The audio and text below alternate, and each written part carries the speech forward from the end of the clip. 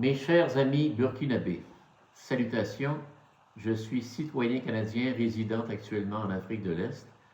Je suis également ancien procureur de la défense ayant plaidé devant le tribunal pénal international pour le Rwanda. Un membre de mon équipe était du Burkina Faso. Combien il importe pour le Burkina de ne perdre en aucune circonstance cette essentielle congruence qui anime ses rapports avec la Terre tout entière. Définie simplement, la congruence représente ce parfait alignement entre ce que l'on ressent, ce que l'on pense et ce que l'on exprime. C'est bien beau de voir autant de nations africaines emboîter le pas du Burkina, mais attention de ne pas serrer la main du diable, car de nombreux dirigeants africains ont sombré depuis des décennies entières dans un univers de corruption qui, à toutes fins utiles, est devenu une réalité quotidienne pour ces derniers.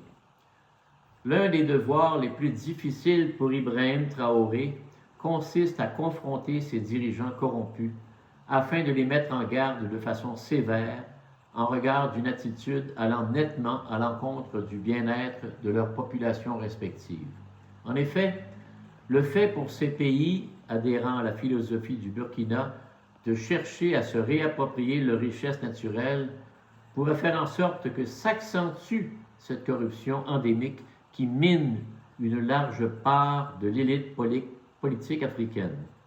Vous croyez vraiment qu'en évinçant les puissances étrangères de leur pays, les Paul Biya et compagnie vont militer dans l'intérêt de l'enrichissement de leur population? Ce serait là être bien naïf. Bien au contraire, un élargissement des goussets est bien plus à prévoir.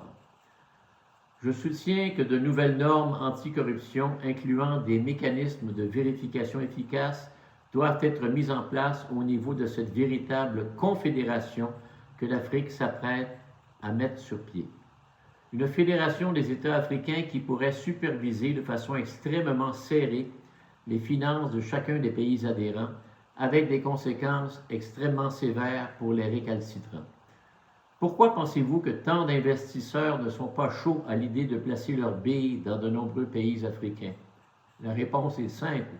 Un système de corruption endémique à petite et grande échelle y perdure depuis un temps immémorial. Cela doit cesser impérativement. Une excellente journée à tous.